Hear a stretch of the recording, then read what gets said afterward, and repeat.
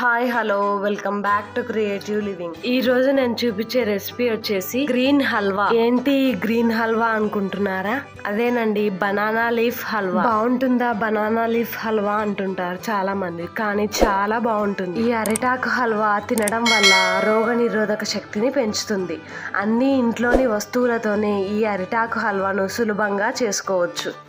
మరీ లేతది కాకుండా మరీ ముదురిది కాకుండా ఇలా మధ్యస్థంగా ఉండేది తీసుకోవాలి.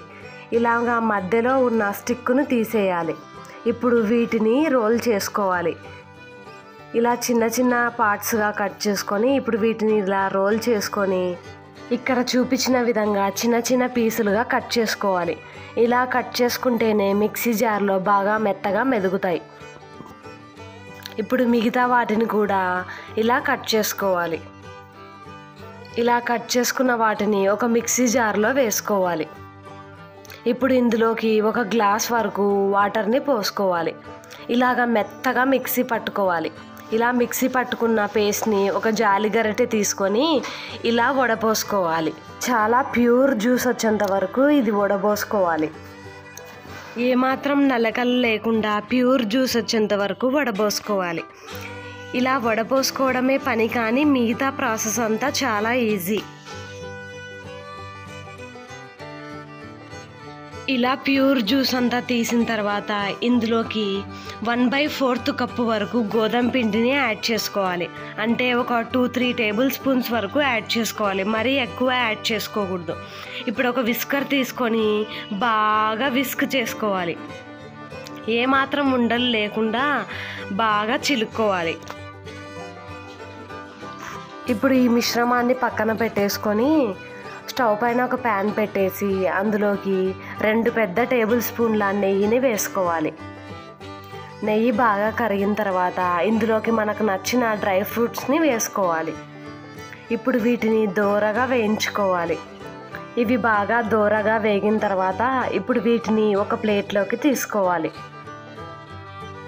ఇప్పుడు ఇదే ప్యాన్లో మరొక టేబుల్ స్పూన్ వరకు నెయ్యిని వేసుకొని కరిగించుకోవాలి. ఇప్పుడు ఇందులోకి ముందుగా మనం ప్రిపేర్ చేసి పెట్టుకున్న బనానా లీఫ్ జ్యూస్ని ఇందులోకి వేసుకొని ఇప్పుడు ఒక గరిటె తీసుకొని చెయ్యి కిందికి దించకుండా కలుపుతూ ఉండాలి. హల్వా అంటే ఎప్పుడైనా కానీ చెయ్యి కిందికి దించకుండా కలుపుకుంటూ ఉండాలి. ఇలా హల్వా దగ్గరికి పడేంత వరకు కలుపుకోవాలి. ఇలా దగ్గరికి పడ్డాక ఇప్పుడు 1/2 కప్పు వరకు షుగర్ని వేసుకోవాలి. షుగర్కి బదులుగా బెల్లం పాకాన్ని కూడా వేసుకోవచ్చు. మరీ షుగర్ని ఎక్కువ వేసుకుంటే బాగోదు, మైల్డ్గా ఉంటేనే బాగుంటుంది. ఇప్పుడు ఇందులోకి 1 టేబుల్ స్పూన్ వరకు ఇలాచీ పౌడర్ని వేసుకొని మరొకసారి బాగా కలుపుకుంటూ ఉండాలి. చెయ్యి మాత్రం పక్కకు తీయకుండా కలుపుకోవాలి. ఇందులోకి వేయించి పెట్టుకున్న డ్రై ఫ్రూట్స్ని వేసుకొని మరొకసారి బాగా కలుపుకోవాలి. హల్వా రెడీ అయిందని తెలుసుకోవడానికి హల్వాని ఇలా కలుపుతున్నప్పుడే బాండీకి అతుక్కోకుండా ఉన్నప్పుడే హల్వా రెడీ అయినట్లు లెక్క.